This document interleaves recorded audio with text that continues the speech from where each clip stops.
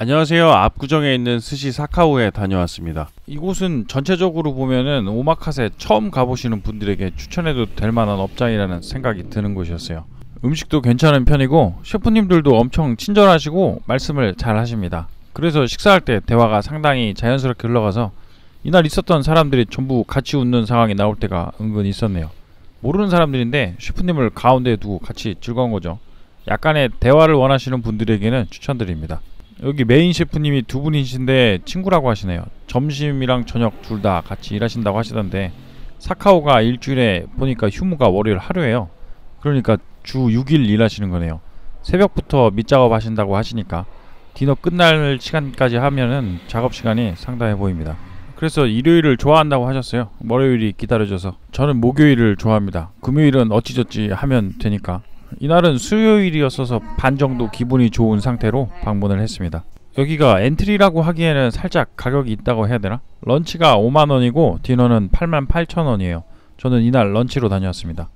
실내도 깔끔한 편이에요. 저는 저렇게 카운터가 턱이 없고 낮은 게 좋더라고요. 작업하시는 것도 잘 보이고 찍기에도 좋고, 그리고 저 벽에 붙여놓은 알 수 없는 검은 타일도 마음에 듭니다.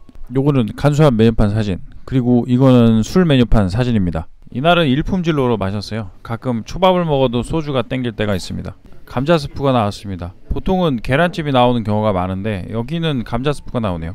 부드럽고 온도감도 좋아서 처음 먹기에 좋긴 했는데 살짝 달긴 합니다. 위에 뿌려져 있는 거는 검은게 간 거예요. 처음 나온 음식인데 살짝 달아서 취향에 따라서는 호불호가 있을 것 같긴 합니다.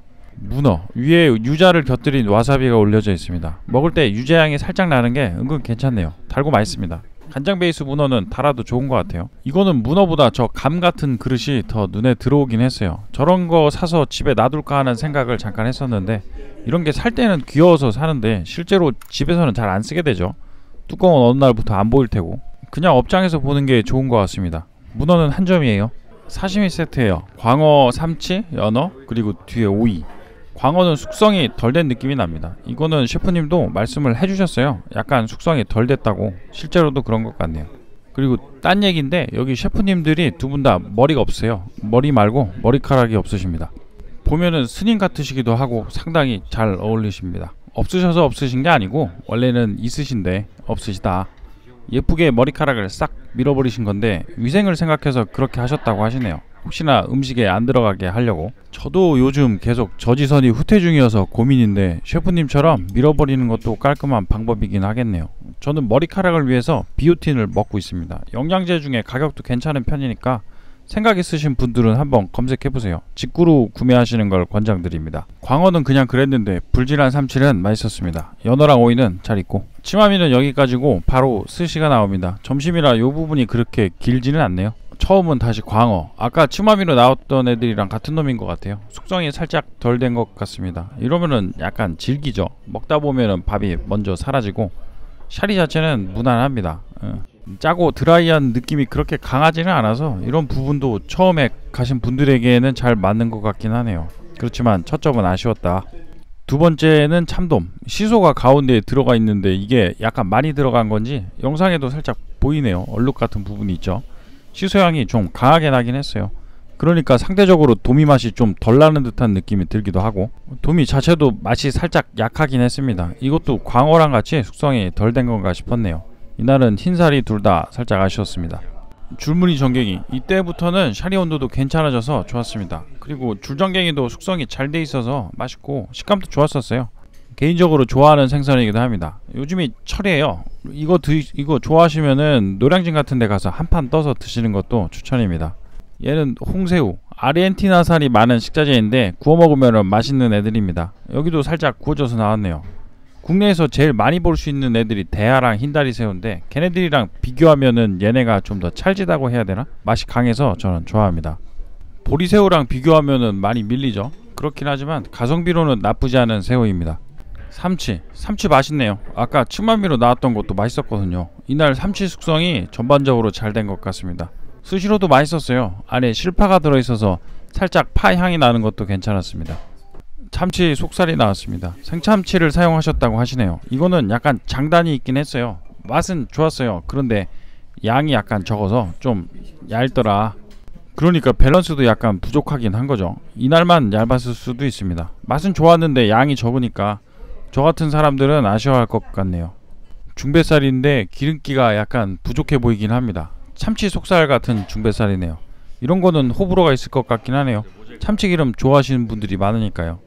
그리고 이것도 약간 얇습니다. 그래도 여기 가격을 생각하면은 괜찮긴 한 것 같아요. 이 가격대에서 참치를 포기하는 경우도 많긴 하니까요.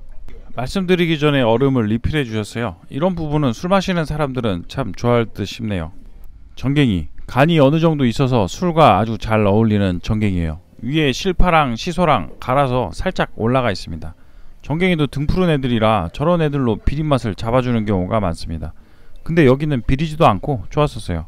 여기 셰프님 중 한 분이 등푸른 애들을 잘 못 드신대요. 비려가지고. 그래서 그분이 이런 등푸른 애들을 다 담당하신다고 합니다. 아마 드셔보시고 아 이건 아닌갑다 싶으면은 안 내시지 않을까 싶어요. 저는 좀 비려도 잘 먹는 스타일인데 이쪽이 예민하신 분들은 조금이라도 비리면은 아예 안 먹는 사람들도 많긴 하죠. 셰프님이 그쪽이신 것 같은데 사실 같이 다니기에는 그런 사람들이 좋긴 합니다. 약간 비리면 다 저를 주니까. 하나 비리면 다 다이렉트죠. 청어, 고등어 뭐 그런 애들도. 아무튼 비리지 않고 맛있는 전갱이. 연어도 한 점 나왔습니다. 칼이 큰 거에 비해서 작업이 세심합니다. 참치도 잡을 수 있을 것 같은 큰 칼로 면도하듯 생선을 써시길래 왜 큰 칼을 쓰시는지 궁금해서 여쭤봤어요. 말씀해 주신 이유는 멋있어서 라고 하시네요. 멋있긴 합니다. 리듬감도 좋고. 불질한 청어, 위에다가는 실파랑 시소랑 초생강을 섞은 걸 올렸습니다. 보통 청어는 불질을 안하고 나오는 경우가 많긴 합니다. 그런데 이렇게 하니까 기름기는 더 잘 느껴지고 초는 좀 약해지고 아무래도 한쪽을 올리니까 다른 쪽이 내려가긴 하는 것 같습니다. 산미가 살짝 부족할 수도 있다는 생각을 했어요. 그래서 생강하고 같이 먹는 것도 괜찮을 것 같습니다. 기름기 있어 보이는 거는 좋긴 한데 얘도 좀 얇긴 하네요. 북해도산 가리비 관자, 사이즈도 큼직하고 단맛도 적당하게 납니다. 석쇠로 살짝 구워서 나왔어요. 적당히 달아서 맛있게 먹었습니다.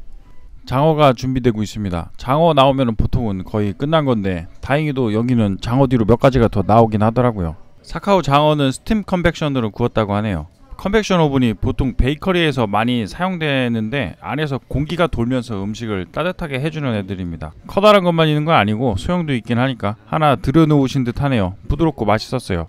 그리고 장국에 같이 나왔는데 얘가 상당합니다. 저는 보통 장국 별로 안 먹거든요. 그래서 다른 스시집들을 올렸을 때도 장국에 대해서는 별 말을 안 하고 한 2초 정도만 찍고 넘어가고 그랬었는데 여기는 장국이 정말 괜찮습니다. 영상을 한 5초 찍어놔서 계란 영상에다가 이렇게 이야기를 하네요. 맛 살짝 봤다가 너무 괜찮아서 계속 마셨었어요. 리필도 한번 해먹었습니다. 새우 대가리 같은 걸 갈아서 같이 끓이셨다고 하네요. 엄청 고소하고 괜찮습니다. 제가 먹었었던 장국 중에서는 여기 장국이 제일 기억에 나네요. 박꼬지 김밥, 이거 먹고 있으니까 한강초밥이라고 얼마 전에 문 닫은 이촌동 초밥집이 생각났었어요. 50년 된 김초밥집인데 거기 김밥에 넣은 박꼬지가 엄청 맛있었거든요. 제 친구의 어머니의 친구분이 하시는 곳이었으니까 남이죠. 남이 하는 식당입니다. 후계자가 없어서 문을 닫으셨다던데 참 아쉽네요. 배를 채우기 위해 나온 듯한 게살 크림 고로케. 게 내장이랑 새우를 갈아서 속을 만드셨는데 게 내장의 맛이 그리 강하지는 않아서 내장 안 좋아하셔도 드실 수 있을 듯 합니다. 튀김은 상당히 잘 튀겨졌어요. 바삭하기도 하고 이거 먹어보니까 배도 차고. 런치 오마카세를 먹으면 디너에 비해서는 상대적으로 배가 덜 부르기도 하니까 약간 아쉬운 부분이 있을 때도 있는데 이렇게 뭔가가 나오면 좋긴 합니다. 게다가 튀김이면은 저는 더 좋죠. 장어 뒤에도 뭔가 하나씩 나오는 느낌이라 추가로 더 뭔가 나올까 기대를 살짝 했었는데 이거 뒤에 아이스크림이 나오고 끝납니다. 마무리 아이스크림, 위에 올리는 피카는 직접 졸여서 만드셨다고 합니다. 맛있었어요. 맛있다고 말씀드리니까 100g씩 판매도 한다고 하셔서 사가는 것도 좋겠다고 말씀을 드리고 구매하지는 않았습니다. 맛있게 먹고 왔던 스시 사카오, 쓰고 나니까 19개나 나와서 좀 놀랐었는데 다 먹어도 저는 약간 배고팠어요. 요즘 위가 많이 늘어난 것 같네요. 점심 가격이 그리 비싸지 않으면서 퀄리티들이 좋아서 괜찮았었던 집이에요. 그렇지만 저 아이스크림 스프는 살짝 휘어져 있어서 불편합니다. 그리고 셰프님들이 친절하신 게 상당히 괜찮아서 또 가고 싶은 생각이 드는 곳이네요. 다음에는 디너로 가보겠습니다. 일요일날 가면 셰프님들도 술을 드실 수도 있으시겠네요. 긴 영상 봐주셔서 감사드립니다. 좋아요나 구독해 주시면 조금 더 아주 많이 감사드릴 것 같습니다.